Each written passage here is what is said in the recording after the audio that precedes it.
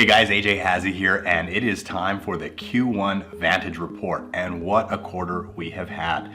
Now this will come as a surprise to absolutely no one, but the market is red hot. How hot, you might ask? Well, to give you some context, we haven't seen anything close to this since the run of 2006 and 2007. And even then, I don't think we ever had inventory at 1 month.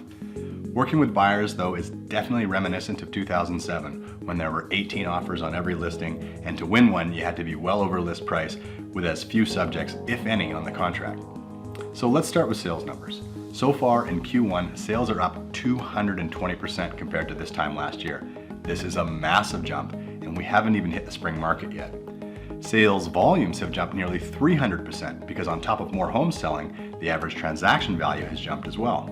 You can see here that the average amount of money changing hands on a real estate deal is now over $700,000, which is a 25% jump year over year.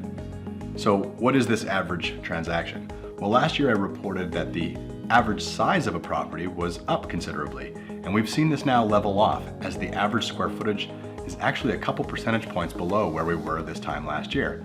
This is where affordability intersects with desire. People are opting for more square footage if they can, but now that prices have jumped, budget constraints are playing a major factor.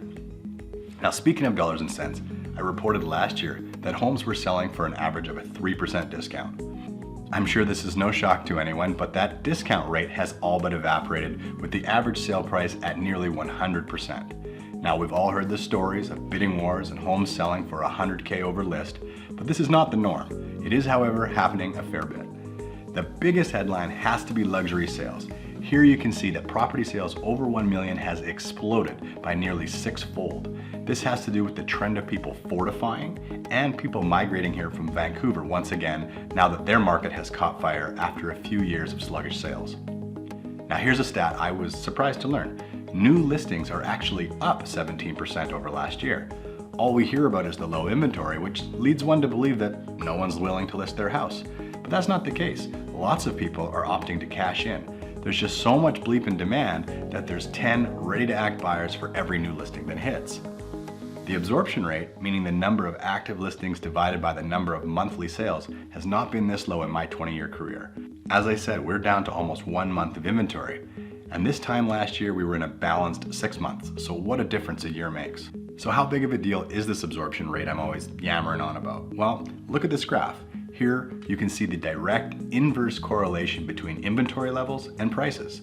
You can see clearly that as inventory rates plummet, prices skyrocket. If I left this graph up for a while, which I won't because you don't have the attention span for a long video, you would see that every little peak and valley along this 10-year chart corresponds with inventory levels as they rise and fall.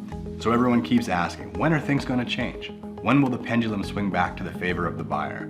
Well, this is the major indicator to watch. You can see in 2016 and 2018, we were on a good run. And then the government released a number of policy measures to slow the market. And it did work for a period of time. Things corrected slightly, as you can see.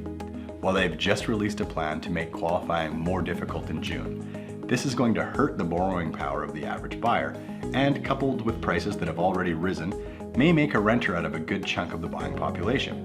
Now, a bunch of sellers will be hearing this and thinking, holy crap, I better get my home on the market ASAP. Many of those sellers are going to try and price their home based on some crazy 100K over list price scenario they heard about, and it may not sell. This could be the tipping point that takes us out of the overheated and back into balanced territory. Now, I don't see a major correction happening this summer, but hopefully, as the weather heats up, the market cools off just enough to bring some sanity back. The other measure being considered right now is creating some transparency to the bidding process, so we don't have people spending $50,000 more than they had to because of their fear of missing out. This worked really well in Ontario, so it will likely be adopted here, so stay tuned for that. Okay, that was a ton of info. To summarize, super hot market, policy changes coming in June that may slow things down a bit. If you're a seller and you're thinking of selling this year, now is the time to act. If you're a buyer and this new stress test might take you out of the buying pool, now is the time to act. In either case, you can start the process from right here on the video blog. Thanks so much for watching, guys. I hope you found this tremendously helpful. If you have questions about the market that I haven't answered, please don't hesitate to reach out. You can reach me very easily from right here on the video blog. Thanks so much for watching, and we'll see you at the end of the second quarter.